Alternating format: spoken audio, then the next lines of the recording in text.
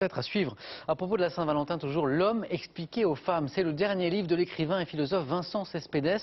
Bonjour Vincent Cespedes. Bonjour. Merci de nous rejoindre ce midi. Alors dans ce livre, vous évoquez notamment, il y a beaucoup de choses, une étonnante flemme d'aimer chez certains jeunes hommes notamment.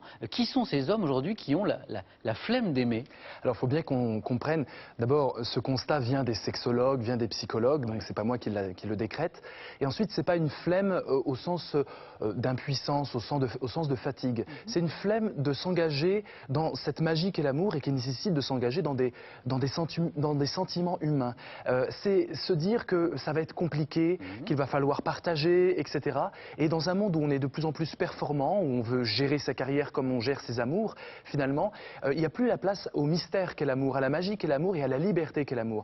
Et donc la flemme d'aimer, c'est cette idée de conjuguer l'amour et la liberté. Et comment, une fois expliqué cette flemme d'aimer, comment on l'explique justement? Qu'est-ce qui nourrit cette flemme?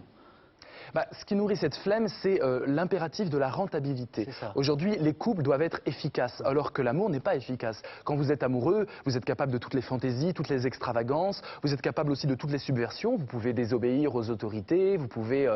ça fait un peu... Ça met tout un peu dans une sorte de chaos euphorisant, l'amour, c'est ça.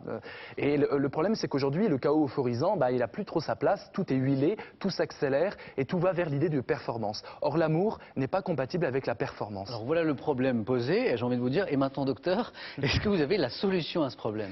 Alors moi je suis plus pour pointer les problèmes et les approfondir, mais c'est vrai que dans le livre, j'essaie de voir qu'une des solutions, c'est peut-être de réformer la façon d'aimer et surtout le masculin. En fait, on a beaucoup parlé de la révolution féminine dans les années 70, ça nous a fait du bien à la société. On n'a pas beaucoup réfléchi sur l'homme. Voilà, alors ce que je plaide dans le livre, pour une révolution masculine, qu'on sorte des critères de la virilité qui visent à dominer, à gérer, à être encore une fois dans la performance au niveau amoureux, et qu'on accepte nos failles, qu'on accepte notre faiblesse, parce que l'amour, c'est aussi prendre conscience que c'est par notre fragilité qu'on peut entrer en communication et partager avec l'autre, et non pas à partir de force, à partir de pouvoir. L'amour et le pouvoir doivent être totalement dissociés. Et c'est aussi inventer une nouvelle forme de virilité aussi. Une dernière chose, puisqu'on est en pleine Saint-Valentin aujourd'hui, quel est, ça m'intéresse, à la lumière de cette analyse, votre regard de philosophe sur la Saint-Valentin aujourd'hui?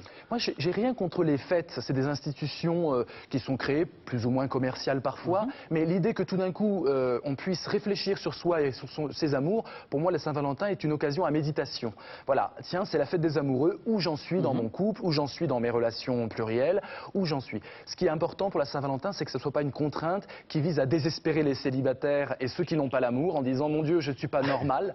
L'amour, c'est pas là pour normaliser, l'amour anormalise. Il ne faut pas avoir peur de sortir du troupeau, de sortir des clichés. Mettre l'amour en cliché, c'est le pire danger pour l'amour. L'amour doit inventer ses propres formes. Merci beaucoup Vincent Cespedes. Et je rappelle le titre de votre dernier livre, L'homme expliqué aux femmes, c'est chez Flammarion.